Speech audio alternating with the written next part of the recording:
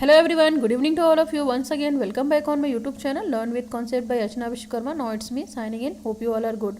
Now आपको पता है कि हम क्वेश्चन सीरीज डिस्कस कर रहे थे जिसमें कि हम कोर्स 1 पे आ गए थे और कोर्स 1 का मैंने एक क्वेश्चन पेपर अपलोड किया, आप उसको देख लीजिएगा. अभी ये दूसरा क्वेश्चन पेपर है सेशन 2022 सेशन 20-22 का बैच है course 1 childhood and growing up. Duration जो है वो 3 आवर्स है और मार्क्स जो है फुल. इंस्ट्रक्शन में दे रखा है there are 2 parts, part 1 and 2. यहाँ पे 2 पार्ट दे रखे हैं. पार्ट 2 जिसमें कि कंपलसरी है.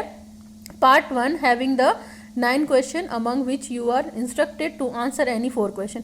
जो पार्ट 1 में आपको 9 क्वेश्चन दे रखे हैं जिसमें से आपको टोटल 4 क्वेश्चन करने हैं और पार्ट 2 जो इसमें शॉर्ट नोट्स दे रखा है उसमें आपको कोई भी 2 शॉर्ट नोट्स करने हैं. चलिए, पहला दे रखा है पार्ट 1 में answer any 4 question from the following और ईच क्वेश्चन 20 मार्क्स का है जिसमें से 4 आपको अटेंड करने हैं. पहला दे रखा है define growth, differentiate between growth and development. OR what do you mean by development?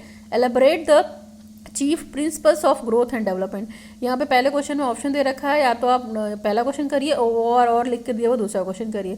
Question number 2, adolescence is a period of stress, strain, storm and strike.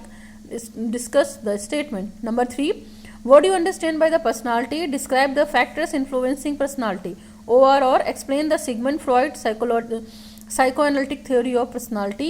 What are its educational implication? Question number 3 में भी option दे रखा है आपको, या तो आप ऊपर वाला कीजिए या तो नीचे वाला कीजिए. Question number 4, define defence mechanism. Describe different types of defence mechanism with suitable example. और what are the motor development that take place during infancy childhood period? How will educate them? Okay, now 5 question. What do you mean by the term individual differences? Discuss the role and importance of individual differences in education.